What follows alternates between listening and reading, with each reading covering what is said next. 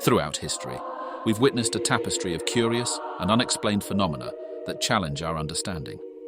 Take, for instance, the surreal scene at a 15th century French convent, where nuns began to meow in unison, as if possessed by a feline spirit, only to cease abruptly, as though nothing had happened. Or consider the strange occurrence in 1962, Tanzania, where a ripple of giggles originating from a group of schoolgirls transformed into a tidal wave of laughter that engulfed the town for a relentless month. These peculiar episodes are shrouded in mystery and have invited countless hypotheses ranging from the ridiculous to the plausible, yet they resist a definitive explanation. And perhaps the most enthralling of them all is the moment in history called the Dancing Plague of 1518.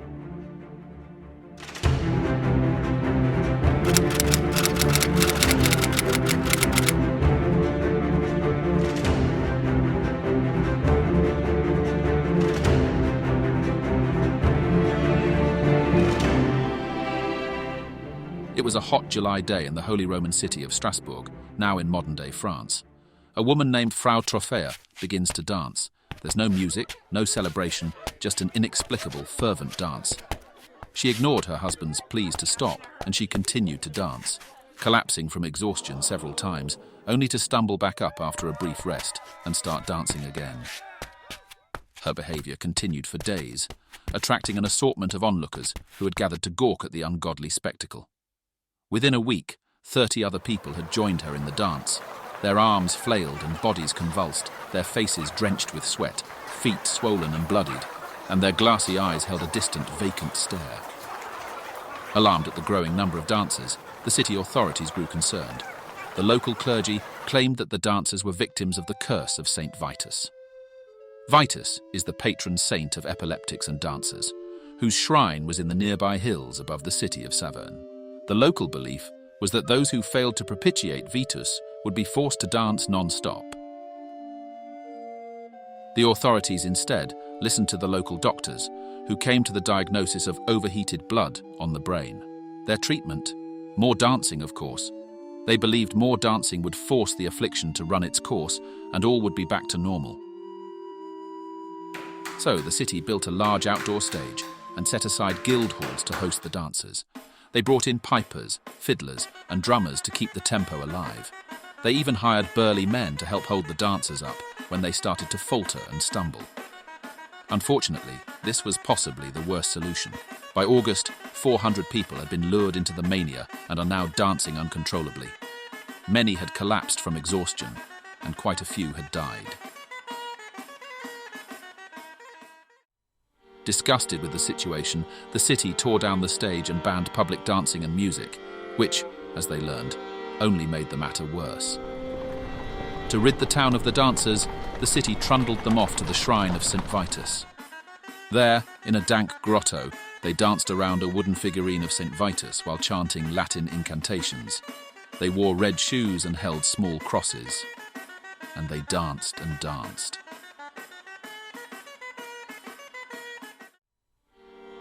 In the following weeks, the dancing finally subsided. By late August or early September, the plague had ended. The historical record is unclear as to how many perished from the plague. Some sources cite 15 people a day died from their exertions, which would have put the total number in the hundreds, given that the plague lasted for more than a month. So what had caused this bizarre event? Contemporary explanations revolved around demonic possession and overheated blood.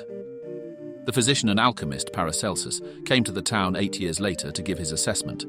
He claimed the dancing mania was caused by chorea lasciva, or voluptuous desires. He believed Frau Trophea began the dance simply to annoy her husband. Modern historians like to place the blame on food poisoning. Ergot, a mold that grows on rye, can cause mild-altering hallucinations and convulsions. However, this form of food poisoning restricts blood flow to the extremities, which would unlikely allow dancing for days. The most recent and plausible hypothesis comes from historian John Waller. He claims the event was fueled by mass hysteria. To fully appreciate Waller's idea, one must understand the cultural and spiritual environment of 16th century Strasbourg. They had suffered several years of poor harvests, political instability, and a bout of syphilis had ravaged the city. All this stress created an environment rich for just this sort of calamity to befall the poor people. In short, the people fell into hysterical dancing simply because they believed they could.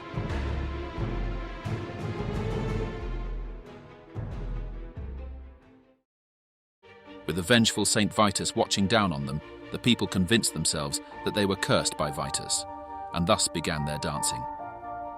John Waller writes, "The minds of the choreomaniacs were drawn inwards, tossed about on the violent seas of their deepest fears. His compelling arguments remind us that history often reflects more than the events. It echoes the human condition, our struggles, and the extraordinary ways we cope with them." The dancing plague of 1518 is a testament to the power of belief, the influence of culture, and the fragility of the human psyche.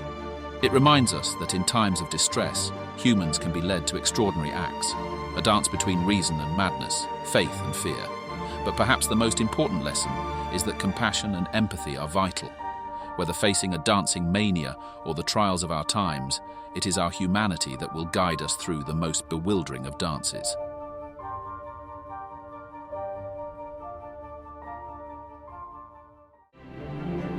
Thank you for watching this moment in history.